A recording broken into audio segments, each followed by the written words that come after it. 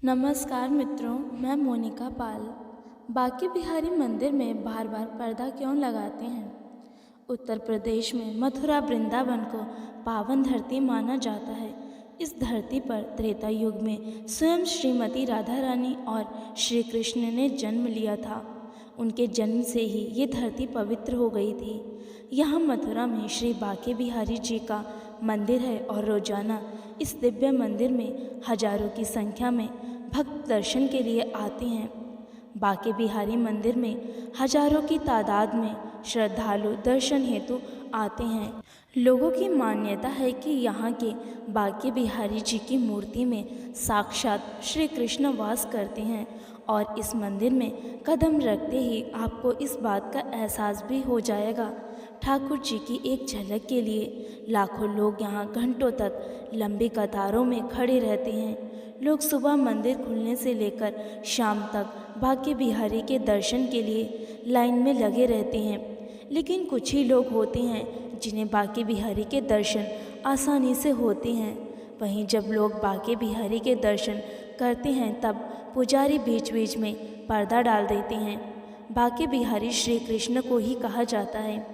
मथुरा में इस दिव्य मंदिर का निर्माण स्वामी हरिदास जी और उनके वंशजों ने करवाया था। श्री बांके बिहारी जी की मूर्ति के आगे हर 2 मिनट पर पर्दा लगाया जाता है। इसके पीछे वैसे तो कई सारी कहानियाँ हैं। मान्यताओं के अनुसार बांके बिहारी जी बार बार इस मंदिर को छोड़कर अपने भक्तों के प्रेम में उन्हीं के साथ चले जाया करते थे। बिहारी जी और लोगों के बीच ये पर्दा इसलिए किया जाता है ताकि बिहारी जी को कोई एक नज़र तक कोई निहार ना सके, क्योंकि बांके बिहारी जी ही हैं ही इतने प्यारे कि उन्हें बार बार देखते रहने का मन करता है। लेकिन पहले बिहारी जी के आगे बार बार पर्दा नहीं डाला जाता था। ये तब से शुरू हुआ जब एक निसंतान विधवा बांके बिहारी जी के दर्शन के लिए आई और बांके बिहारी जी को देर तक देखती रह गई। इसी दौरान वो मन ही मन सोचने लगे कि काश उनका भी कन्हैया जैसी कोई संतान होती, और ऐसे सोचते सोचते वो रोने लगी और दर्शन करके वापस घर आ गई।